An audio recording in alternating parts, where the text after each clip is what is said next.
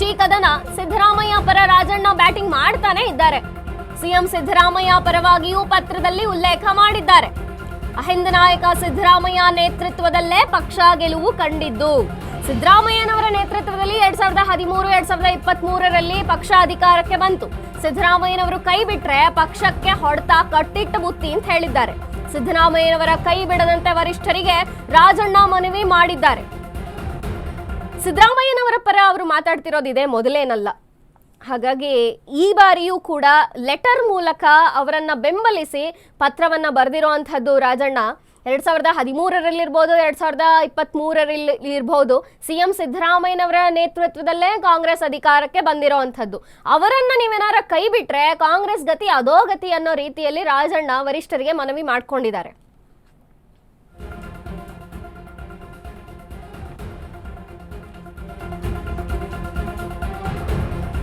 ಸಚಿವ ಸ್ಥಾನ ವಂಚನೆಗೆ ಕಾರಣರು ಯಾರು ಅಂತ ಪತ್ರದಲ್ಲಿ ಉಲ್ಲೇಖ ಮಾಡಲಾಗಿದೆ.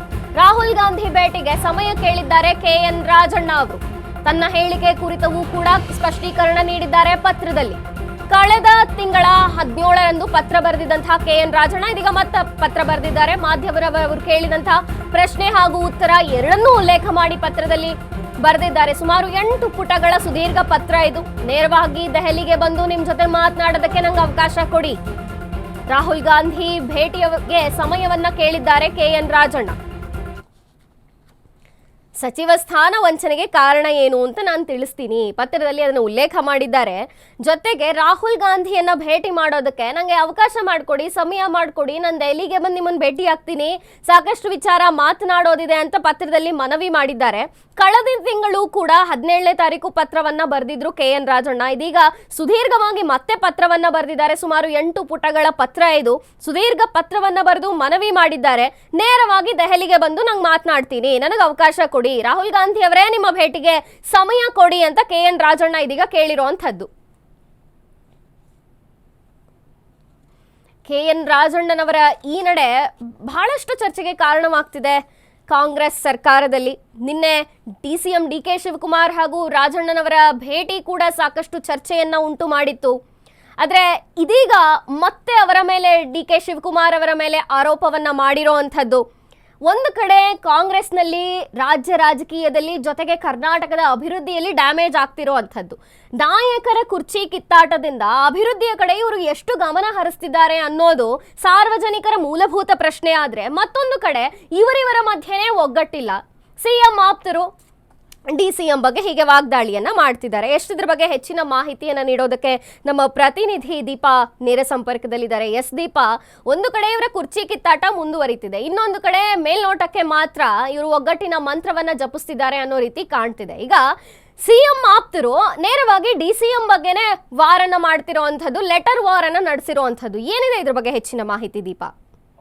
ಮಂಜರಿ, ವೋಟ್ ಚೋರಿ ವಿಚಾರವಾಗಿ ರಾಜಣ್ಣ ಅವರನ್ನ ಏನು ವಜಾ ಮಾಡಲಾಗಿತ್ತು ಸಂಪುಟದಿಂದ, ಅದಾದ ಬಳಿಕ ಹೈಕಮಾಂಡ್ ಮಟ್ಟದಲ್ಲಿ ಭೇಟಿಯಾಗೋದಕ್ಕೆ ಸಾಕಷ್ಟು ಪ್ರಯತ್ನಗಳನ್ನ ಪಟ್ಟಿದ್ರು, ಅದು ಯಾವುದು ಕೂಡ ಆಗಿರ್ಲಿಲ್ಲ. ಅದರ ಬೆನ್ನಲ್ಲೇ 4 ಪತ್ರಗಳನ್ನ ಅವರು ರಾಹುಲ್ ಗಾಂಧಿಗೆ ಬರೆದಿದ್ರು. ಇದು 4ನೇ ಪತ್ರ ಇವತ್ತು ಬಹಿರಂಗವಾಗಿದೆ. ಅಂದ್ರೆ ನನ್ನ ಹೇಳಿಕೆಯನ್ನ ತಪ್ಪಾಗಿ ನಿಮಗೆ ಅರ್ಥೈಸಿ ಕೊಡಲಾಗಿದೆ, ಹಾಗಾಗಿ ಅವರ ವಿರುದ್ಧ ನೀವು ಕ್ರಮ ತೆಗೆದುಕೊಳ್ಳಲೇಬೇಕು ಅನ್ನುವಂತಹ ನಿಟ್ಟಿನಲ್ಲಿ ಒಂದು ಪತ್ರವನ್ನ ಬರೆದಿದ್ದಾರೆ. ಸುಮಾರು 8 ಪುಟಗಳ ಪತ್ರ ಇದೀಗ ಸಿಕ್ಕಿರುವಂತದ್ದು. ಜೊತೆಗೆ ಮಾಧ್ಯಮದವರು ಏನ್ ಪ್ರಶ್ನೆ ಕೇಳಿದ್ರು, ನಾನೇನು ಅದಕ್ಕೆ ಉತ್ತರ ಕೊಟ್ಟಿದ್ದೆ ಅನ್ನುವಂತಹ ಅಷ್ಟೂ ಮಾಹಿತಿಯನ್ನ ಆ ಪತ್ರದಲ್ಲಿ ವಿವರಣೆಯನ್ನ ನೀಡಿದ್ದಾರೆ. ಇದರ ಜೊತೆಗೆ ಕಾಂಗ್ರೆಸ್ನಲ್ಲಿ ಆಗ್ತಾ ಇರುವಂತಹ ಗೊಂದಲ ಏನಿದೆ, ಆ ಗೊಂದಲವೂ ಕೂಡ ದೊಡ್ಡ ಮಟ್ಟಿನ ಸಮಸ್ಯೆಯನ್ನ ಸೃಷ್ಟಿ ಮಾಡ್ತಾ ಇದೆ. ತಮ್ಮ ಅಂದ್ರೆ ರಾಜ್ಯದ ವಿದ್ಯಮಾನಗಳಿಂದಲೂ ಪಕ್ಷಕ್ಕೆ ಡ್ಯಾಮೇಜ್ ಆಗ್ತಾ ಇದೆ. ಹೀಗಾಗಿ ಇದನ್ನ ಕಂಟ್ರೋಲ್ ಮಾಡುವಂತಹ ನಿಟ್ಟಿನಲ್ಲಿ ಕ್ರಮ ವಹಿಸಿ, ಜೊತೆಗೆ ಸಚಿವ ಸ್ಥಾನ ವಂಚನೆ ಅನ್ನುವಂತಹ ಪದವನ್ನ ಬಳಸಿ ಯಾರು ಇದಕ್ಕೆ ಕಾರಣ ಆಗಿದ್ದಾರೆ ಅವರ ಮೇಲೂ ಕೂಡ ಕ್ರಮ ವಹಿಸಬೇಕು ಅನ್ನುವಂತಹ ನಿಟ್ಟಿನಲ್ಲೂ ಕೂಡ ಅವರ ಪತ್ರದ ವಿವರಣೆ ಇದೆ. ಇದರ ಜೊತೆಗೆ ಮತ್ತೊಂದು ವಿಚಾರ ಅಂದ್ರೆ ಸಿದ್ದರಾಮಯ್ಯ ಅವರನ್ನ ಕೆಳಗಿಳಿಸುವಂತಹ ವಿಚಾರವಾಗೂ ಕೂಡ ಪತ್ರದಲ್ಲಿ ಉಲ್ಲೇಖಿಸಲಾಗಿದೆ. ಸಿದ್ದರಾಮಯ್ಯ ಅವರನ್ನ ಪಕ್ಷ ಕೈ ಬಿಟ್ಟಿದ್ದೇ ಆಗಿದ್ದಲ್ಲಿ ಯಾವೆಲ್ಲ ರೀತಿಯಾದಂತಹ ಸಮಸ್ಯೆ ಪಕ್ಷಕ್ಕೆ ಎದುರಾಗುತ್ತೆ ಅನ್ನುವಂತಹ ನಿಟ್ಟಿನಲ್ಲೂ ಕೂಡ ಅವರು ಆ ಒಂದು ಪತ್ರದಲ್ಲಿ ವಿವರಣೆಯನ್ನ ಮಾಡಿರುವಂತಹದ್ದು. ಇದರ ಜೊತೆಗೆ ಮತ್ತೊಂದು ಮುಖ್ಯವಾದ ವಿಚಾರ ಅಂದ್ರೆ ಕೆಪಿಸಿಸಿ ಅಧ್ಯಕ್ಷ ಅಂದ್ರೆ DK ಶಿವಕುಮಾರ್ ವಿಚಾರವಾಗೂ ಕೂಡ ಒಂದು ಆಕ್ಷೇಪಣೆ ಆ ಒಂದು ಪತ್ರದಲ್ಲಿ ಇದೆ. ಅಂದ್ರೆ ವೋಟ್ ಚೋರಿ ವಿಚಾರದಲ್ಲಿ BLAಗಳನ್ನ ನೇಮಕ ಮಾಡಿರುವುದು ಅಧ್ಯಕ್ಷರೇ. ಅವರ ನೇಮಕ ಸರಿಯಾಗಿಲ್ಲ, ಹೀಗಾಗಿ ವೋಟ್ ಚೋರಿ ಆಗಿರೋದು ನಿಜ. ಇದ್ರ ಬಗ್ಗೆ KPCC ಅಧ್ಯಕ್ಷರು ಕೂಡ ಸರಿಯಾಗಿ ಗಮನ ಹರಿಸಿಲ್ಲ, ಹೀಗಾಗಿ ನಾವೇ ಅವಕಾಶವನ್ನ ಕೊಟ್ಟಂಗಾಗಿದೆ ಅನ್ನುವಂತಹ ವಿವರಣೆಯನ್ನ ಅದರಲ್ಲಿ ಬರೆಯೋದ್ರ ಜೊತೆಗೆ 8 ರಿಂದ 10 ಸ್ಥಾನಗಳನ್ನ ನಾವು ಗೆಲ್ತಿದ್ವಿ, ಬೇರೆ ರಾಜ್ಯಗಳಿಂದಲೂ ಕೂಡ 30 ರಿಂದ 40 ಸ್ಥಾನವನ್ನ ಗೆಲ್ಲಬಹುದಿತ್ತು.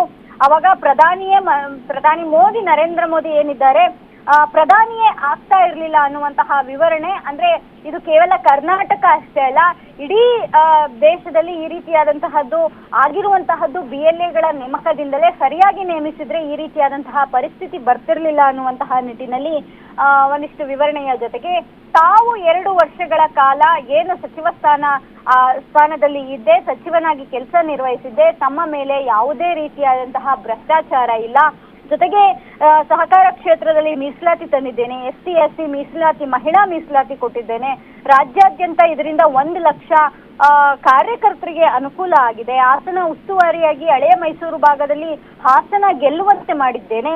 ಹೀಗಾಗಿ ಈ ನಿಟ್ಟಿನಲ್ಲಿ ನನ್ನನ್ನ ಥ್ಯಾಂಕ್ ಯು ದೀಪಾ ನಿಮ್ಮೆಲ್ಲ ಮಾಹಿತಿಗಾಗಿ.